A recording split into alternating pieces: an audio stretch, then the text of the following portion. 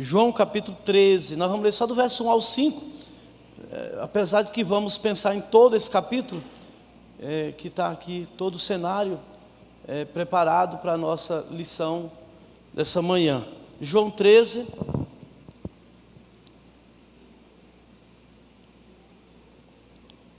capítulo 13, verso 1 ao 5 somente por enquanto. Ora, antes da festa da Páscoa, sabendo Jesus que era chegada a sua hora de passar deste mundo para o Pai, tendo amado os seus que estavam no mundo, amou-os até o fim.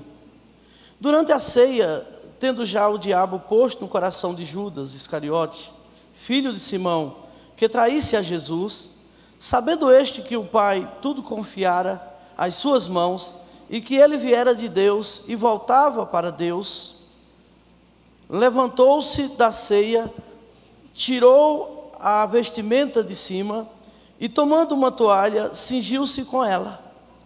Depois deitou água na bacia e passou a lavar os pés aos discípulos e a enxugá-los com a toalha com que estava cingido. Amém.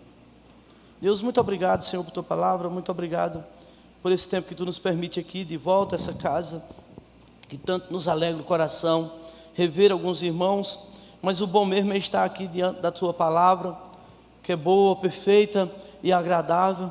Com certeza ela tem, ó Deus, algo a acrescentar nas nossas vidas, e nós queremos, e nós precisamos, Senhor, para continuar a jornada que Tu nos deste aqui nessa terra. Nos abençoa para a glória e louvor do Teu santo nome. Amém. Amém. Meus irmãos, nesse capítulo 13 de João, Jesus celebra a sua última ceia com os seus discípulos. E é aqui, em volta dessa mesa, que Jesus dá algumas lições que são preciosíssimas para que eles pudessem continuar a missão. É interessante a gente observar que algumas coisas a gente precisa aprender na prática. A gente precisa aprender indo, né? A gente precisa aprender saindo, né? Mas tem algumas coisas que a gente precisa aprender em casa. Tem algumas coisas que são interessantes quando a gente for, mas a gente precisa aprender em casa. E Jesus sabia disso e por isso deu essa aula e por isso deu essa lição na sua última ceia. Acho interessante o fato de Jesus gostar de sentar na mesa, de celebrar ceia. Não, parece que isso a gente pegou direitinho, né? O lugar mais preferido da gente parece que é na mesa, né? É em volta da mesa. Eu acho que em volta da mesa é o lugar de mais intimidade. A gente às vezes pensa que no quarto é o lugar da intimidade. Eu acho que na mesa é o lugar de maior intimidade. E aqui Jesus então ele passa algumas lições que era preciso, e era impossível também que os discípulos pudessem continuar a missão se não aprendesse essas lições. Então eu quero analisar aqui algumas coisas de forma rápida nessa manhã, que a gente possa talvez acrescentar na nossa vida, em nome de Jesus. Primeira lição aqui, que Jesus celebra em volta da mesa, vamos ser bem prático e bem direto já, é a lição do amor incondicional. Acontece aqui. E Jesus faz questão de passar essa lição de forma clara, prática. No verso 1 do texto, você pode olhar comigo, diz assim, o que é que diz o verso 1? Todo mundo vamos ler? Ora,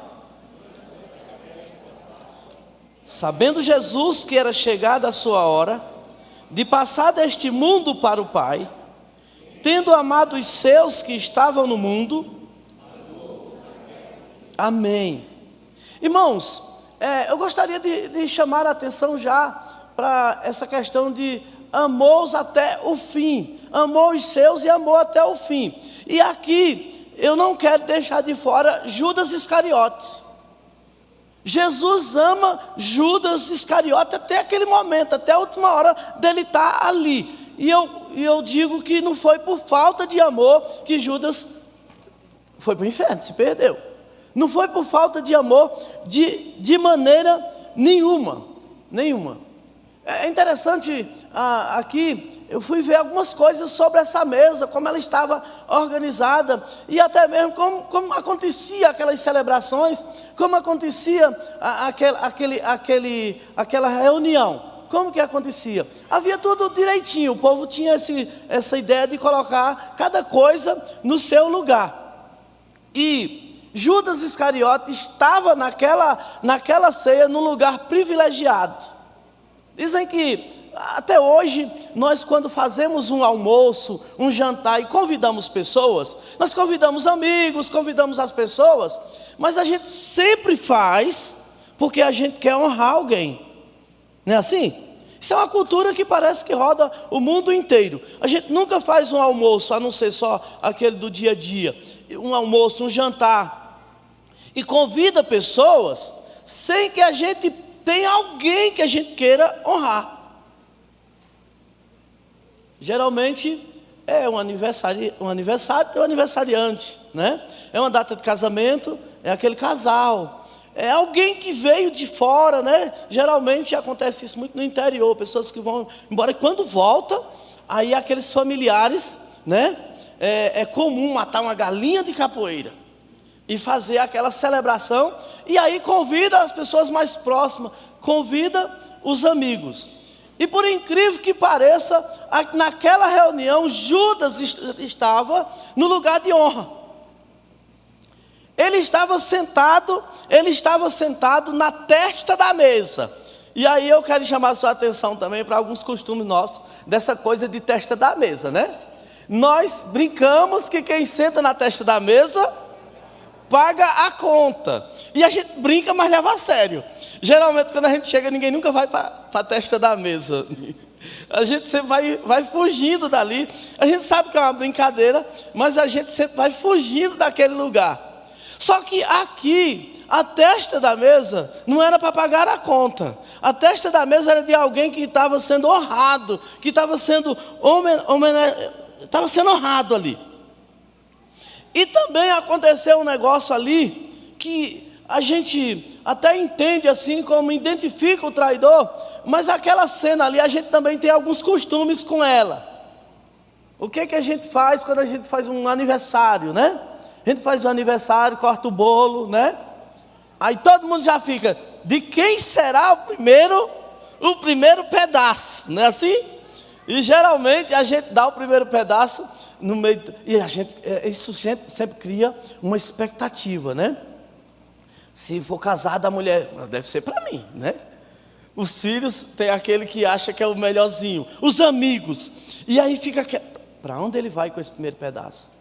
Não sei se vocês já tiveram essa sensação de ficar assim, a gente fica na expectativa de quem é o primeiro pedaço. E por incrível que pareça, o primeiro pedaço daquela ceia, naquela ceia, foi para Judas Iscariote. Eu acredito que ali já tinha aquela ideia de que alguém ia trair Jesus.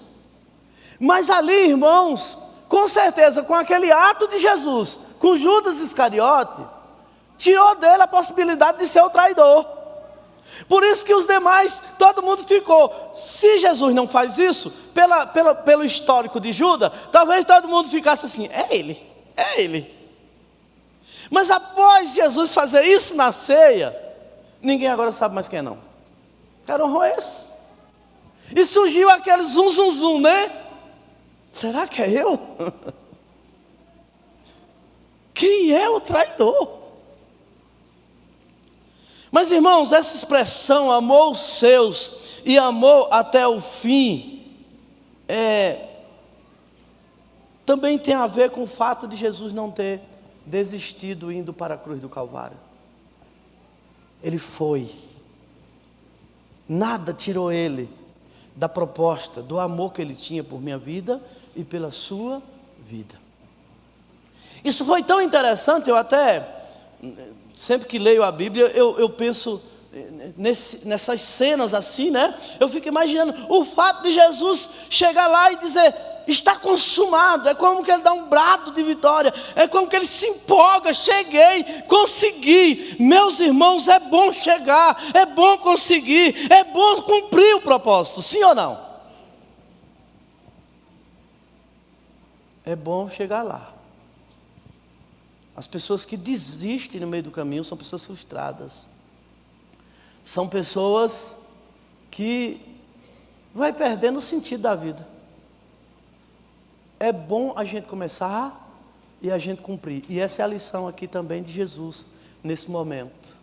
A Bíblia diz que aquele que começou a boa obra há de completá-lo até o dia de Cristo Jesus. Jesus, quando se trata de Judas depois, ele vai dizer: ninguém dos que o Pai me deste se perdeu, a não ser aquele que já estava preparado para isso.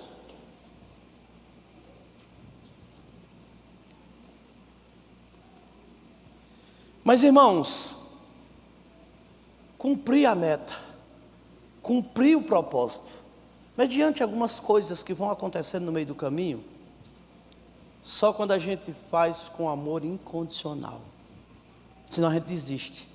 Tanto é que no sermão profético de Jesus, ele disse que esse seria um problema sério dos últimos dias, por se aumentar a iniquidade, o amor de muito esfriar. Mas eu quero lhe chamar a atenção nessa manhã.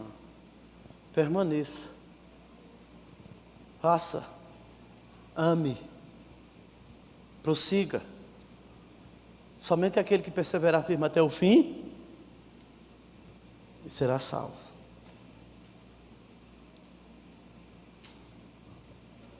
Eu me lembro de algo que me aconteceu com essa questão de amor. Porque se a gente não tiver cuidado, a gente vai esfriando, viu, irmãos? É um risco que corremos, precisamos vigiar. Porque uma pancadinha dali, uma pancadinha daquela, né? Uma injustiça aqui, outra acolá, e daqui a pouco a gente vai ficando. Eu digo que a maioria das pessoas que estão dentro de igreja são amarguradas. Está aí o problema da coisa não. Mas eu comecei a me sentir meio assim também, sabe? Tem um momento que eu estava assim, eu já não estava mais ligando para nada. Morreu, acabou-se. Morreu, né? Porque isso tem que acontecer mesmo. Daqui a pouco, cadê misericórdia? Cadê amor no coração? E eu não sei se vocês já oraram assim: Deus, eu preciso amar. A gente pede tanta coisa, né? Coloca amor no meu coração. Deixa eu dizer uma coisa para vocês. Isso não está em nós. Isso tem que ser colocado em nós. É por isso que o apóstolo Paulo, ele fala da importância desse amor. Escrevendo aos Romanos no capítulo 5, ele começa dizendo que justificado por mediante a fé temos paz com Deus, mediante o nosso Senhor Jesus Cristo e tal. E ele se gloria nisso, ele diz, mas não somente nisso, também nas tribulações, né? Elas vêm, mas elas geram alguma coisa em nós, perseverança, experiência, esperança. E aí ele vai dizer que essa esperança, ela é gerada porque o Espírito Santo é derramado em nossos corações. O amor é derramado em nossos corações. Romanos 5,5. Temos uma esperança que não confunde, porque o amor de Deus é derramado em nossos corações pelo Espírito Santo que nos foi otorgado, que nos foi dado. Então isso é colocado e a gente precisa orar, e a gente precisa pedir. E eu pedi pensando assim que seria uma mágica, né? Às vezes a gente pensa que as coisas vão acontecer e a gente vai receber de gracinha assim. Também não é não, viu, irmão? Se você quiser alguma faculdade, alguma coisa boa assim, você precisa ralar, não é assim? Tudo tem que ralar. E às vezes a gente quer que Deus faça. Não, Deus quer nos ensinar também. E aí eu comecei orando: Deus, me dá amor. Essa história, vocês já até ouviram essa história. E parece que foi piorando, sabe? Eu fui pedindo e foi piorando. Parece que a iniquidade foi aumentando, e mais coisas ruins foram acontecendo, e eu não entendi o que estava acontecendo. E eu já estava assim, já cansado. Chamei minha esposa, Gil, disse: Gil, eu não estou aguentando não, eu tenho que parar um pouco, eu tenho que sair daqui. Irmão, imagina, eu preciso sair daqui do campo missionário um pouco.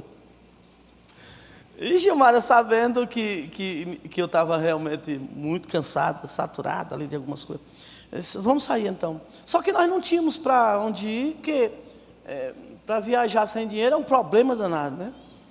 A Gilmara disse, para onde nós vamos sem dinheiro? E eu achei uma solução rápida, eu sou bom de achar solução rápida. Eu disse, para a casa da tua mãe. Olha, sem dinheiro, irmã, a casa da sogra. Você já aprende isso. Viu? Então o que acontece? Ela disse, vamos, né? Vamos para a casa da sogra. E a gente saiu, e eu só tinha, na época, não sei quem andou lá, se lembra, do Pau de Arara, aquele caminhão velho, 79. E eu, para passear, eu tinha que sair nele. E eu fui naquele caminhão para a casa da sogra, que era em outra cidade, no outro estado, né? Eu disse, lá ninguém me conhece, eu fico tranquilo. Cheguei, contamos a história para minha sogra, ela já sabia também da luta. Não, tranquilo. Fui fazer um café, tomei um banho, na hora de tomar o café, alguém chega e bate na porta. Lá no portão, na porta. Bateu. Aí minha sogra saiu, aí a pessoa, eu escutando, a pessoa disse, cadê o pastor, tá aí? Aí minha sogra disse, tá não. Só que ela não mentiu, né? Ela pensou que a pessoa queria falar com outro genro dela, que era pastor também. E ele não estava. Aí ela disse, não, mas eu não quero falar, não é com aquele não, tudo em código, ó. A mulher parece que sabia tudo. Não é com aquele não, eu quero falar com o que está aí dentro. Aí Gil saiu, né? A mulher, esposa do pastor, geralmente atende algumas situações, uma senhora já de idade. Aí depois, não, senhora, eu sou a esposa do pastor, pode dizer? Aí ela disse, e quem disse que eu quero falar com você? Irmãos, eu vou usar a expressão que eu senti na hora. Eu lá dentro disse, eita, velhinha chata.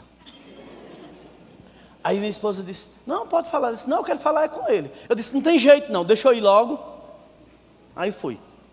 Quando eu fui chegando, irmãos, ela já veio, ela bem magrinha, botou o dedinho e disse, esse que eu te digo, meu servo. Eu digo, vem coisa. Tem coisa por aí. Aí eu disse, diga senhora, o que a senhora quer? Fui logo curto, grosso e seco. Aí ela disse, é porque meu filho, eu estava lá em casa orando, e Deus disse para mim, levanta minha serva, vai lá em tal lugar, que meu servo está lá, e ele vai fazer sua mudança. Irmãos, eu digo o que eu pensei. Mesmo que eu estava errado. Mas na hora eu disse no coração, está repreendido, Satanás. Isso é do cão. Eu vim tomar o meu primeiro dia de folga. Nem tomei o café da manhã ainda. A mulher quer que eu faça a mudança dela. Vocês sabem o que é fazer mudança, não sabe? Você nem explicar, não. Aí eu disse, o que, senhora? Aí ela repetiu, estava de joelho. E Deus disse, levanta minha serva, vai lá que ele vai fazer sua mudança. Eu disse, Deus mandou? Ela disse, foi. Aí eu, aquele ligeirinho, né? Já liguei, Senhor, tu mandou? Ele disse, vai lá fazer a mudança dela. Eu disse, não, Deus não está entendendo é nada. Deus não entendeu nada. Ele não sabe quanto eu estou cansado, não. Ele não entendeu. Eu disse, não, eu vou atrasar um pouquinho. Irmãos, às vezes a gente tem essa ideia de atrasar a obediência. Isso é terrível, sabia? Quando a gente... É melhor obedecer logo, meu irmão. É melhor obedecer logo. Diz que um cara trabalhava na linha de trem, né? Assim. E... não sei qual a profissão dele, mas disse que ele avisava o trem. Vem, não vem, vem, não vem. Fica lá só dando aquele sinal lá que podia vir, que podia não vir. Aí... um dia vago, feriado, ele disse, eu vou levar meu filho, o único filho que ele tinha, eu vou levar meu filho para brincar comigo lá, que não tem, passa muito trem hoje e tal. E levou o menino e olhou, o trem deu sinal lá, ele olhou para os trilhos, não tinha ninguém. Aí ele avisou, pode vir. Quando ele avisou, pode vir, o menino correu por baixo aqui, foi para lá. Aí nem dava tempo ele dizer ao trem, pare, nem dava tempo ele correr e pegar o menino. Só deu tempo ele gritar, deita filho, e o trem passou por cima. Imagina quantos vagões passando. E foram passando, e ele esperando. Quando passou o último vagão, o menino estava deitadinho, sem nenhum arranhão. Mas eu fico pensando se fosse o menino de hoje. Deita, filho! Pro quê? Pra quê? Pá, bufo, morria tudinho. Não obedece. Irmão, e às vezes é assim a igreja. Questiona demais. Naquilo que está claro. Naquilo que é Deus que está falando. E morre. Tudinho. Mas eu inventei de atrasar. Deus já tinha dito, mas eu disse, não, vou explicar direito a Deus. Eu disse, a senhora não tem nada para resolver na cidade? Ela disse, tenho, mas deixa para outra hora. Eu disse, não, vai resolver, quando você voltar, eu lhe digo. E eu pensei, vou orar, né? Deus, estou cansado, tu não sabe que eu estou cansado? Tal, demorou, deu meio-dia, o sol esquentou mais, piorou, atrasou. Ela chegou. E parece, irmãos, eu não sei se vocês já tiveram essa sensação, de que eu estava orando, e eu falando com Deus, e ele ali só com a cabecinha baixa, assim, sabe? Sabe aquela coisa assim? Não dizia nada, só escutava. Quando a mulher chegou, e aí, pastor? Aí eu disse, e aí, Deus, o que eu faço? Ela disse, vá. Falei o tempo todo, orei o tempo todo. Deus disse, vá. Aí deu logo aquela raiva, não sei se vocês já fizeram com raiva. Inchou assim. Aí ela disse, o senhor vai? Eu disse, vou. Pensei comigo, com raiva, mas eu vou. Deus está mandando. Tem um ditado que diz, manda quem pode. Aí eu fui, né? Entrei no caminhão com aquela raiva, caminhão velho, seco, duro, sem ser hidráulico, nada. E ela começou a querer me agradar, porque ela viu que eu estava com a cara tão fechada, que ela começou, pastor, não sei o que, e eu, todo bíblico, sim, não, sim, a história todinha. Ela perguntava, eu dizia sim ou não, sim ou não. Aí ela foi, olhou para mim e disse assim, pastor, o senhor está cansado mesmo, né? Mas Deus mandou, eu vou fazer o quê, né? Irmão, aí foi que a raiva aumentou. Deu vontade de eu dar um carralho de pau no caminhão no meio da pista. Mas já viu dar um carralho de pau no caminhão velho, no meio da pista? Não dá, irmão. Mas também já veio na hora a vontade. Eu vou abrir a porta e empurrar a véia. Que véia chata. Cheguei na rua lá. Ninguém gostava da irmã. Ninguém gostava da irmã. Na rua dela, ninguém gostava dela. E todo mundo sabia que ela ia fazer a mudança. Quando o caminhão foi chegando, quem estava nas portas, no interior, né, o povo fica sentado, né? Pegava a cadeirinha, levantava e ninguém queria ajudar. Eu disse, tem um negócio estranho. Que coisa estranha. Cheguei na casa dela, a casinha lá. Já havia a antena parabólica lá em cima da casa.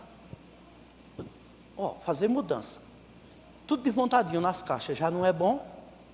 Imagina, tudo montado. Quando eu entrei na casa, tudo lá no lugar. Não deu tempo, ela estava orando. Aí eu disse, senhora, quem vai fazer essa mudança? Aí ela disse, eu e o senhor. Eu disse, Deus, essa velha não pode nem com a cadeira. Eu estou falando, irmão, o que vinha na minha cabeça, assim, na hora, eu com aquela raiva, né? Aí eu disse, mas eu já estou aqui, vou fazer a mudança. Peguei uma caminha, dessas caminhas de solteiro, que é encaixadinha de ferro, não tem? Encaixa. Já fazia tempo, a cama parece estar enferrujada. E eu cheguei, não levei ferramenta, não levei nada. Aí fui batendo com a mão assim, e sai a cama. Eu achei que eu estava com aquela raiva, eu peguei uma pedra que tinha perto assim, e taquei embaixo da caminha assim, só que eu deixei o dedo. Eu vi estrelinha. Eu disse, meu Deus, que raiva. Mas aí, irmãos, resumindo, porque senão a história... Eu fiz aquela mudança toda, estou em cima do carro, já era 3 horas da tarde, só tinha tomado café, irmãos. Sol quente danado. Meu primeiro dia de folga. Quando eu terminei a mudança, eu disse, não. Aí ela disse, o senhor quer que eu faça uma comidinha? Eu digo, meu Deus, ninguém sabia, não tinha nada. Eu joguei tudo no chão. E para montar tudo, para fazer comida. Eu disse, não quero comer não, estou com raiva. Eu pensei, né? Eu disse, eu quero falar com Deus de novo. A gente tem essa besteira, sabia? Quando a gente é novo na fé, a gente tem essa ideia de que, né? Tem gente que fala até que está no canto da parede, né? Faz isso não, meu irmão. Presta não. Eu voltei, parei o caminhão numa sombra e disse, Deus, eu quero falar contigo de novo. Tu sabe que eu estou cansado. E me coloca para fazer uma mudança de uma velha ruim dessa. Num soquete desse. E ainda, aí, tá preto o dedão. Eu digo, e ainda, ó o meu dedo. Irmãos, para que eu quis essa conversa? Aí Deus disse, meu filho, eu estava evitando essa conversa.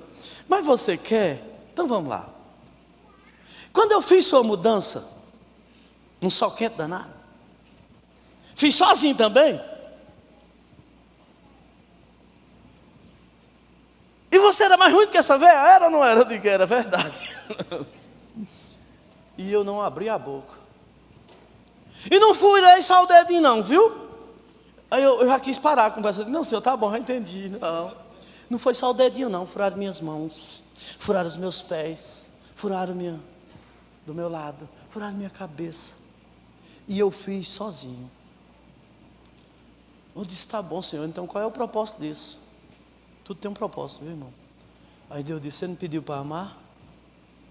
Eu estou lhe ensinando a amar, assim como eu lhe amei. Você deve amar esse povo, sem esperar nada dele. Amor incondicional. Então essa é a primeira lição na mesa. É preciso ir fazer a missão. Mas sem amor incondicional não faz. Você se frustra, você se decepciona. Mas irmãos, a segunda lição, em volta daquela mesa, eu não posso deixar de destacar aqui a lição da intimidade. É importante essa lição. E nessa lição se destaca João. Quando começa aquele zum zum zum, quem é? Aí Pedro pergunta, e daqui a pouco eu chego em Pedro. Pedro pergunta para João, fala com João, de longe. Por que de longe? Explico já. Estava na mesma mesa, mas Pedro não estava tão perto. Pergunta para ele, quem é o traidor?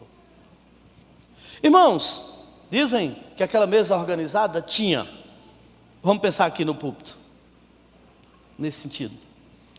Aqui estava o dono da casa, aqui estava o convidado, e aí vinham os amigos mais próximos. Quem é que estava encostadinho de Jesus? João. Irmãos, a Bíblia diz que era o discípulo a quem Jesus amava, que inclinava no peito de Jesus. Para inclinar no peito tem que estar perto. Vocês estão me entendendo ou não? Tem que estar perto para inclinar no peito. Mas algumas pessoas pensam que ele ama mais fulano, até o texto dá essa dica, o discípulo a quem ele amava. Será que Jesus não amava os demais? O texto começa dizendo que ele tendo amado os seus. Aí João agora era como que fosse o amadinho, o queridinho. Não era não, irmãos. É porque tem pessoas que ficam longe demais. É que tem pessoas que não se aproximam. É que tem pessoas que não chegam junto. Não dá espaço para você. E assim é com Deus também. Aí, é porque ele ama mais fulano. Não é não, é que aquela pessoa... Eu tento explicar isso para a igreja. É que você se fecha, meu irmão. É que você não dá espaço, a gente puxa muitas vezes, a gente tenta se aproximar, mas a pessoa termina o culto, lá na nossa igreja a gente faz um cafezinho da confraternização no final do culto, caça aquele irmão, ele já entrou no carro e já saiu disparado, do púlpito até lá fora eu nunca consigo pegar ele, porque ele já fica no último banco, já na expectativa de sair e não falar com ninguém. Como é que pode? Não é falta de amor, porque você está distante. Mas a pergunta que eu quero fazer é a seguinte: por que não era Pedro que deitava no peito de Jesus? Se a proposta era em Pedro. Todo mundo sabe aqui que a proposta de liderar a igreja ali do começo era Pedro. Mas por que não era Pedro que deitava no peito de Jesus? Preste atenção, meus irmãos. Tem gente que se deitar no nosso peito, agita o nosso coração. Tem gente que perturba o nosso coração, se deitar no peito. É interessante que continue o projeto. Jesus deu toda aquela ideia para Pedro. Pedro foi quem começou, Pedro teve aquela ênfase toda. Pedro foi o líder da igreja em Jerusalém. Mas Pedro não deitava no peito de Jesus. Era agitadão. Preste atenção, meu irmão. Nem todo mundo deve fazer parte de alguns momentos da nossa vida. Nem dos melhores, nem dos piores. Tem gente que se você levar para os melhores momentos, ele vai interpretar tudo errado. Vai ficar com inveja. Então, às vezes a gente quer abrir para todo mundo. Eu aprendi isso. Tem coisa que não dá para contar para todo mundo. Tem coisa que não dá para compartilhar com todo mundo. Não é porque você tem prioridade, não faz exceção, não. É porque tem gente que não sabe receber, não sabe compartilhar das suas bênçãos. E tem gente que não sabe compartilhar dos seus piores momentos. Se você observar na liderança de Jesus, ele tinha 12, mas ele só saía mais com 3 determinadas coisas. Nos piores momentos e nos melhores momentos, só 3. E Jesus nunca fez exceção de pessoa. No Monte da Transfiguração, momento de glória. Qual foi o maior momento de glória de Jesus, humanamente falando? No Monte da Transfiguração. Ele levou quem? Nesse momento aí estava Pedro, Tiago e João. Foi ressuscitar uma menina. Quem entrou com ele? Pedro, Tiago e João. No Getsêmani, quando ele suou sangue, no pior momento da sua vida, no melhor momento, transfiguração ali no monte, no pior momento, no Getsêmani, quando ele suou sangue, quem estava lá com ele? Pedro, Tiago e João. Tem coisa que não dá para todo mundo participar. A proposta é com todo mundo, amém. E pode ser que alguns até sejam melhor em algumas coisas, mas não pode estar em alguns momentos da nossa vida. Mas vamos pensar em a quem você entrega as coisas mais preciosas da sua vida. Você só entrega a quem você tem intimidade. E Jesus fez uma entrega preciosa dele para João. Está no verso 25, capítulo 13, verso 25. O que é que diz aí? Não.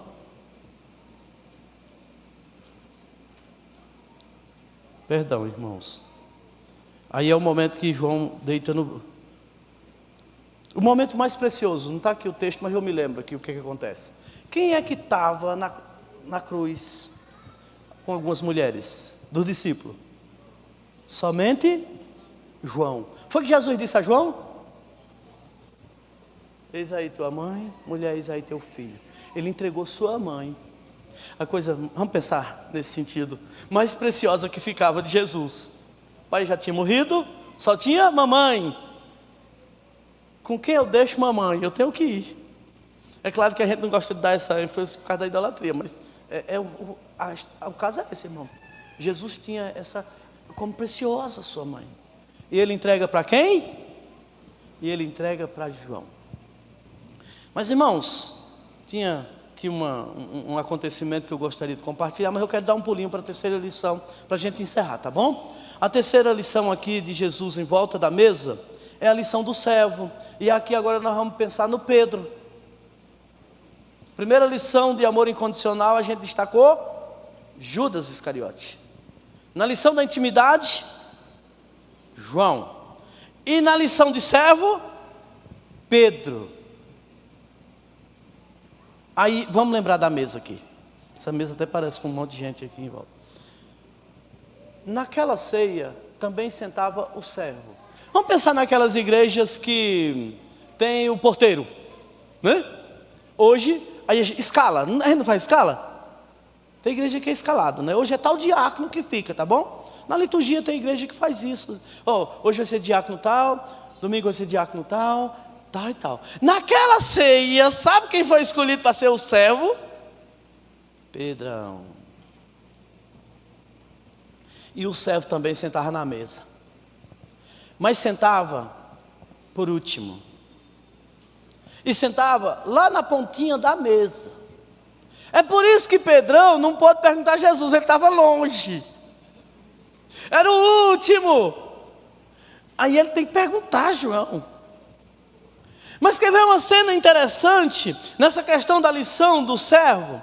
Podemos até ler do 4 ao 8, o que é que diz do 4 a 8, 13 do 4 a 8? Levantou-se da ceia, tirou a vestimenta de cima e tomando uma toalha, cingiu-se com ela, depois deitou água na bacia e passou a lavar os pés dos discípulos e a enxugar com a toalha que estava cingido. Aproximou-se, pois, de Simão Pedro, e este lhe disse, veio aqui que a ideia de que chegou no último, né? Chegou no último. E esse lhe disse, Senhor, tu não me lavas os pés a mim. Respondeu-lhe Jesus, o que eu faço agora, não sabes agora, compreenderás depois. Disse-lhe Pedro, nunca me lavará os pés. Respondeu-lhe Jesus, se eu não te lavar os pés, não tem parte comigo.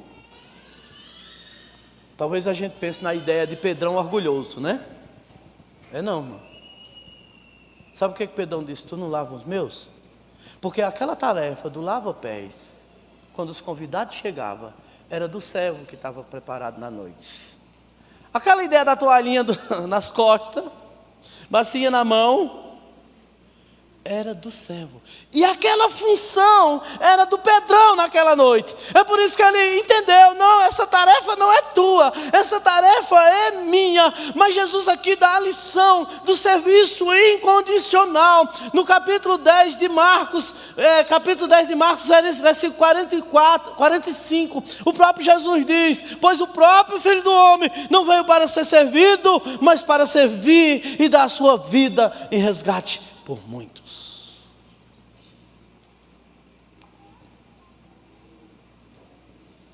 Irmãos, sabe qual é o problema? Muitas vezes é que a gente se identifica como servo de Deus, mas a gente só quer ser servido. A gente não entende. Servo que não serve. Nós estamos, talvez, só esperando. O que é que vem? Não gostei, né? Aquela coisa, não gostei. Foi bom, foi ruim. Devia ter sido melhor. Ele devia ter dito isso, ele devia não ter dito aquilo. E aí, a gente fica naquela de ser servido. Paulo, ele aprendeu essa lição logo no início do seu ministério. Ele viveu com esse serviço incondicional. E Paulo disse uma frase que me chama a atenção aqui. Eu gostaria de pensar com você nessa frase. Paulo disse uma coisa assim bem interessante. Eu me gastei e se deixei gastar. Vamos interpretar isso. Eu gastei e eu fico preocupado porque muitas vezes pessoas que têm projeto, mas não investem nele, espera que os outros façam. Uma das coisas que eu tento não permitir em Belmonte é que ninguém seja mais parceiro do que eu. No seu projeto, você precisa de parceiro. Mas ninguém pode ser mais parceiro do que você. Não é investimento, é seu. E às vezes nós queremos, pregamos, falamos, ensinamos que tem que dar, é melhor dar do que receber, mas a gente não tem participação nenhuma, só ensinando. Então Paulo, eu me gastei, você sabe o que é isso? Fisicamente, irmão. Aí de casa mesmo, fui no sol quente, e fiquei cansado e tal. Se preciso for, muitos morreram, adoeceram, foram e sofreram por aquela obra. Paulo disse, eu me gastei. Mas a última coisa que Paulo diz é bem interessante. Paulo diz, e eu se deixei gastar. Você sabe o que é isso? Deixou que as pessoas se aproveitassem dele. Eu me gastei, fiz minhas tarefas tudinho. Mas ainda eu fiz umas que não era minha. Tem uns aproveitadores, e eu me deixei, eu fui mesmo. Eu sabia que estava se aproveitando de mim, mas eu me deixei gastar. Essa ideia não passa muito pela nossa cabeça. Principalmente quando a gente está no campo missionário, irmãos, porque a gente pode querer só pensar que os outros têm que fazer para a gente, e a gente. Que ideia a gente tem de fazer pelos outros? Não, né? Uma vez um pastor de uma igreja grande, Ele contou a história para mim e até me colocou assim, que eu não ligasse para ele 8 horas da manhã. Vocês não imaginam por quê. Eu vou contar aqui, mas é um absurdo. Não ligue para mim 8 horas da manhã, porque é a hora da minha concentração. Que eu vou lá no vaso sanitário. Ele tinha que se concentrar, senão eu não faço, eu tenho que me concentrar. Então, tal hora era a hora toda a igreja sabia, era avisado. Então, não tem nada eu contar aqui, que ele contava, até para os visitantes. Tal hora, nem ligue para mim, é a hora da minha concentração. Aí ele me contando mais ou menos, porque eu liguei para ele cedo. Aí eu disse, pastor, que bênção, que privilégio que o senhor tem. Porque aqui no campo missionário não é assim não. Aqui no campo missionário tem hora que a gente está lá, alguém chega na porta, pastor, missionário, a gente tem que cortar no meio e correr lá para atender. Depois volta para terminar.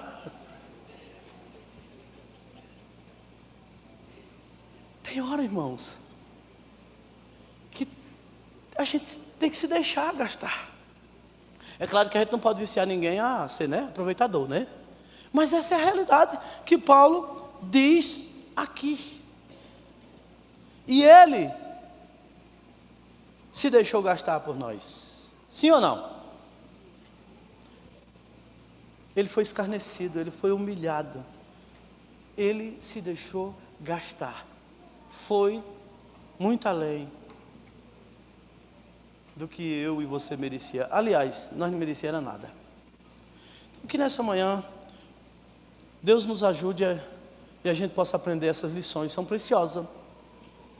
Vamos pensar nós três como amor incondicional, intimidade, eu vou colocar aqui, incondicional, porque a gente só tem intimidade se fizer por a gente, não é assim? Se estiver me ajeitando, eu também sou bonzinho com ela, se for ruim, não. Agora eu quero pensar na intimidade incondicional, mesmo que a figueira não floresça, mesmo que nos currais não haja gado, eu vou servir o Senhor, vou adorar o Senhor, Ele é meu Deus. Aí a gente canta, mas não é assim. A gente, se Ele fizer, se Ele não fizer, é assim mesmo, será? É preciso que a gente seja assim mesmo. Intimidade incondicional. Que você possa amar o seu irmão. Jesus disse que nós devíamos amar até os inimigos, e Ele amou.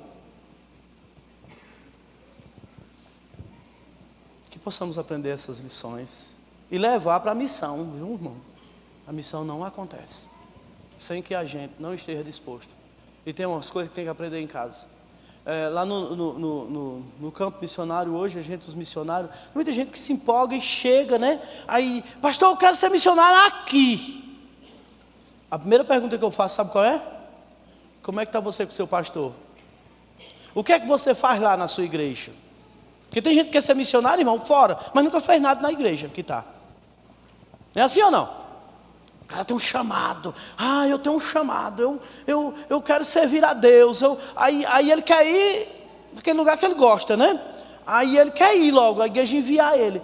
Mas o que é que você já fez aqui? Para você ir para lá, você tem que ter serviço prestado aqui. Ficai em Jerusalém, até que você aprenda, até que do alto você seja revestido de poder. Jesus, quando os discípulos na ressurreição vai para o caminho de Emaús, ele acompanha os discípulos, vai. Quando chega lá, acontece uma ceia. O que acontece naquela ceia? Os discípulos até então foram ouvindo, ardeu o coração e tal, mas não entenderam. Irmão, tem muita gente assim na igreja, viu? Indo para longe, porque não está entendendo. Ouvindo a palavra de Deus, todo culto. Com Jesus presente, andando com Ele, abençoando Ele. Ressuscitado. Mas eles continuam andando para longe da presença, para longe da missão, irmãos, eu vou dizer assim. Aí chega lá na aldeia, eles entram, Jesus entra com eles e celebram uma ceia. Na ceia, quando Jesus faz ali, eles abrem os olhos e eles reconhecem. Quando eles reconhecem, eles têm que fazer o quê? Volte para Jerusalém. Pare de ir para longe. Essa coisa de ir para longe, irmão, gera tempestade e prejuízo. A gente sabe isso em Jonas, né? Não, eu vou me afastar, não quero mais me envolver não. Ih, meu irmão, está chamando tempestade, viu? E prejuízo para sua família, para sua casa. Lembra de Jonas? O cara não tinha nada a ver, mas o navio teve prejuízo. Enquanto Jonas não voltou, foi tempestade e prejuízo. A questão é essa, volte. Aí eles voltaram, né? E o convite de Jesus é: olha onde tu caiu, arrepende-te, volta ao primeiro amor. Eis que eu estou à porta, Apocalipse 3, 20. Eis que eu estou à porta e bato. Se alguém ouvir minha voz e abrir, entrarei, cearei com ele e ele comigo. A gente prega isso para os incrédulos. A gente acha que isso aqui é uma mensagem para os incrédulos, né? Para os incrédulos que estão lá fora. É não, irmão. Essa mensagem aqui é para a igreja que esfriou, que fechou as portas para Jesus, que deixou Jesus de fora. Esse convite é para a igreja que está deixando Jesus de fora. Abre, eu estou aqui. Se tu abrir, eu entro. Intimidade, cearei contigo e tu comigo. Com sua cabeça. Deus, muito obrigado nessa manhã. Sou grato pela oportunidade de compartilhar esse trecho das Escrituras, esse momento, essa aula de Jesus tão preciosa para a missão que continuaria, para os seus discípulos que deviam continuar. Eles precisavam entender, Senhor, porque algumas coisas a gente não pode sair de casa sem entender. Algumas coisas nós precisamos aprender aqui, na igreja que congregamos. É aqui. Para que isso aconteça lá fora, tem que acontecer primeiro aqui. E eu quero te agradecer pela oportunidade que o Senhor nos dá de poder ir com essas lições nessa manhã. Em nome de Jesus, amém.